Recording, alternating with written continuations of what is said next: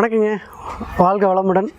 இன்றைக்கி நான் உங்களுக்கு என்ன செஞ்சு காட்ட போகிறேன்னா, கருப்பு கவுனி அரிசியில் அல்வா எப்படி பண்ணுறது அப்படின்னு காட்ட போகிறேன். அதாவது கருப்பு கவுனி அரிசியை கஞ்சியை வச்சு தான் 100% குடிக்கணும். அது அல்வா வச்சு சாப்பிட்டோம்னா அந்த கருப்பு கவுனி அரிசிங்கிறது பல பேருக்கு ரீச் ஆகுமே அப்படிங்கிறக்காக கருப்பு கவுனி அரிசி அல்வா செஞ்சு காட்டுறோம். அதனால் கருப்பு கவுனி அரிசி அல்வா சுமாராக இருக்குன்னு நினைக்காதீங்க, சூப்பராக இருக்குங்க. பழனி பஞ்சாமிரதம் மாதிரியும் இருட்டுக்கடை அல்வாவே தோற்று போயிடும், அந்த மாதிரி இருக்க கருப்பு கவுனி அரிசி அல்வா. அது எப்படி செய்யலான்னு பார்க்கலாம் வாங்க. அதுக்கு தேவையான முதல் விஷயம் என்னென்னா, 1 லிட்டர் தண்ணிக்கு 1 கிலோ மாவு. முதல்ல ஒரு அலுமினிய வடைச்ச சட்டி எடுத்துக்கங்க. இரும்பு வடைச்சட்டி எடுத்துக்கிட்டிங்கன்னா ரொம்ப நல்லது. மண் சட்டியில் பண்ணிங்கன்னா ரொம்ப ரொம்ப ரொம்ப ரொம்ப நல்லது. நம்மகிட்ட இப்போ அதுக்கு அலுமினிய சட்டி தான் இருக்குது. அதனால் அலுமினிய சட்டியில் 1 கிலோ கருப்பு கவுனி அல்வா எப்படி பண்ணுறதுன்னு காமிக்கிறேன். கருப்பு கவுனி அல்வா செய்கிறது ரொம்ப ஈஸிங்க, பொறுமை ரொம்ப முக்கியம். முதல்ல கருப்பு கவுனி அரிசி ஒரிஜினலான்னு பார்த்து வாங்கணும். மார்க்கெட்டில் கடைகளில் வாங்குறத விட உங்கள் ஏரியா பக்கத்தில் இருக்கிற இயற்கை அங்காடி கடைகளில் நீங்கள் போய் கருப்பு கவுனி அரிசி கேட்டிங்கன்னா தருவாங்க. ஆக்சுவலாக 120 250 வரைக்கும் நிறைய ரகம் இருக்குது. அதில் ஃபஸ்ட்டு குவாலிட்டியில் வாங்கிக்கோங்க. பச்சரிசியாக வாங்கினாலும் பரவாயில்ல, புழுங்கல் அரிசியாக வாங்கினாலும் பரவாயில்ல. முதல்ல அந்த அரிசியை வாங்கி நல்லா கழுவி ஒரு காடா துணியில் காய போட்டு அதுக்கப்புறம் கொஞ்சம் வறுத்து அரைச்சி பவுடரை தனியாக எடுத்து வச்சுக்கோங்க. அந்த பவுடர் நல்லா ஜலிச்சு எடுத்து வச்சிட்டிங்கன்னா அல்வா நல்லா கோந்து மாதிரி உங்களுக்கு அழகாக வரும். அந்த பவுட்ரு எடுத்து வச்சுக்கோங்க. அதுக்கப்புறம் நான் சொன்ன ப்ராசஸ் மறுபடியும் வாங்க. ஒரு வடைச்சட்டியோ இல்லை ஒரு அலுமினிய சட்டியோ ஒரு மண்பானையோ, இந்த 3ல் எதிராக ஒன்றும் இல்லை. எந்த அளவில் மாவு அளக்குறீங்களோ அந்த அளவுக்கு 2 மடங்கு தண்ணியை நல்லா சூடாக கொதிக்க வைங்க. இது உங்கள் வீட்டில் நீங்கள் கேசரி பண்ணுற மாதிரியோ அல்வா பண்ணுற மாதிரியோ இந்த ரவையில் பண்ணுறது, மைதாவில் பண்ணுறது, கோதுமையில் பண்ணுறது அந்த மாதிரிலாம் இருக்காதுங்க. ராஜசுவ டேஸ்ட் இதில் இருக்கும். ஒன்ஸ் ஒரு டைம் செஞ்சு பாருங்கள், ராஜசுவ டேஸ்ட் இருக்கும். அரிசி மாவில் அல்வா செஞ்சு சாப்பிட்டு பார்க்குறது உண்மையாலுமே ரொம்ப நல்லாயிருக்கும். நீங்கள் செஞ்சு பாருங்கள். 1 லிட்டர் தண்ணிக்கு 1/2 கிலோ மாவு அப்படி மெஷர்மெண்ட் எடுத்துக்கலாம். அப்படி இல்லைன்னா எதில் நீங்கள் மாவு வளர்க்குறீங்களோ அதை விட 2 மடங்கு தண்ணியை முதல்ல சுடுதண்ணில் போட்டு நல்லா கொதிக்க வைங்க. கொதிக்கும்போது நம்ம அரைச்சி வச்ச கருப்பு கவுனி அரிசியை பவுடரை மலைச்சாரில் மாதிரி மெதுவாக ஊட்டி கிண்டிக்கிட்டே இருக்கணும். நல்ல ரொம்ப முக்கியமான விஷயங்க. குண்டு தட்டாமல் கட்டி தட்டாமல் கிண்டணுன்னா மெதுவாக கிண்டிக்கிட்டே இருக்கணும். ரைஸ் சீக்கிரமாக குக் ஆயிரும். குறைஞ்சபட்சம் 3 நிமிஷத்துல குக் ஆயிரும். ஸோ இது 3 நிமிஷத்தில் குக் ஆனதுக்கப்புறம் நீங்கள் எந்த அளவுக்கு மாவு போட்டிங்களோ அதை விட 2 மடங்கு நாட்டு சர்க்கரை, சோற்றுப்பால் சர்க்கரையாக இருந்தாலும் சரி, நாட்டு சர்க்கரையாக இருந்தாலும் சரி, சுண்ணாம்பு போடாத நாட்டு சர்க்கரையை வாங்கி பயன்படுத்தி இதில் யூஸ் பண்ணி பாருங்கள். அதே மாதிரி இதுக்கு நீங்கள் பசுமாட்டு நெய் மட்டும் தான் பயன்படுத்தணும்.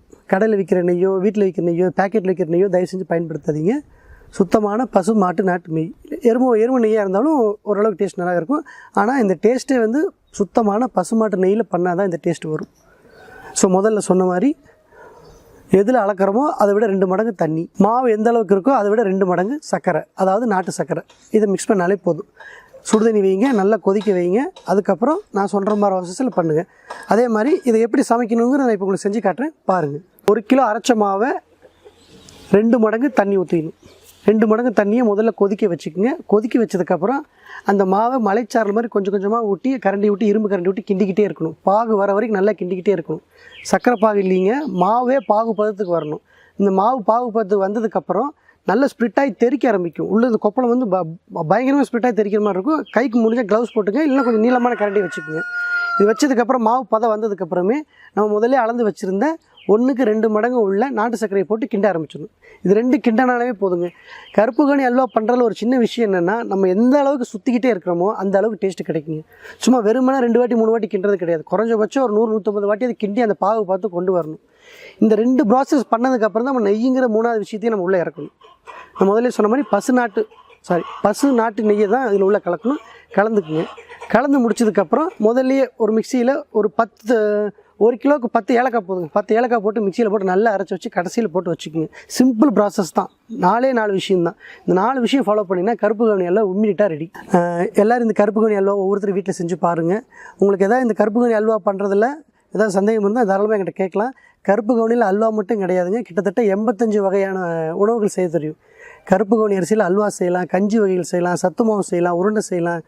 கருப்பு கவுனியில் சாதம் வச்சு சாப்பிட்லாம், கருப்பு கவுனியில் சாம்பார் சாதம் வச்சு சாப்பிட்லாம். கருப்பு கவுனி அரிசியில் 5 கரை செலவு ரசம் வச்சு சாப்பிட்டோம்னா வாழ்க்கையில் எந்த நோயுமே வராதுங்க. அதே மாதிரி கருப்பு கவுனி அரிசியை பற்றி சில புரிதல்கள் வேணும். ஹீலர் சக்திவேல் யுவராஜ் அதை பற்றி கடந்த 6 வருஷமாக நிறைய விஷயம் அதை சொல்லிகிட்டு இருக்காரு. அதை பார்த்து இன்ஸ்பயர் ஆகி தான் கருப்பு கவுனி அரிசியை பற்றி நான் பார்க்க ஆரம்பித்தேன், அதில் வச்சு சமைக்க ஆரம்பித்தேன். ஸோ பாரம்பரியமான அரிசி வகைகளை வச்சு எப்படி சமைக்கணுங்கிறத பார்த்துக்குங்க. கருப்பு கவுனி அல்வாங்கிறது வந்து உங்கள் டேஸ்ட்டுக்காக கொடுக்குற ஒரு விஷயமே தவிர கருப்பு கவுனி அரிசியை கஞ்சியை வச்சு குடிச்சிங்கன்னா 100% பயன். அல்வா வச்சு சாப்பிட்டீங்கன்னா 50% தான் பயன். பட் ஆனால் டேஸ்ட்டுக்கு நல்லாயிருக்கும். நீங்கள் மற்ற கடத்தீனி உணவு வச்சு சாப்பிட்றதுக்கு தாராளமாக நீங்கள் இதை வச்சு சாப்பிடலாம்.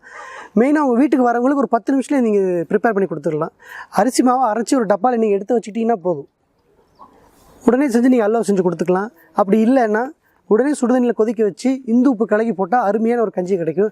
அதுலேயே பூண்டு மிளகு தட்டி போட்டிங்கன்னா இன்னும் டேஸ்ட் நல்லாயிருக்கும். அவ்வளோதாங்க. நீங்களும் உங்கள் வீட்டில் கருப்பு கவுனி அரிசி கஞ்சி அல்லது அல்வா செஞ்சு பாருங்கள். ஆரோக்கியமாக இருங்க. வாய்ப்பு கொடுத்த சீர்காழி டிவிக்கு நன்றி. வாழ்க வளமுடன்.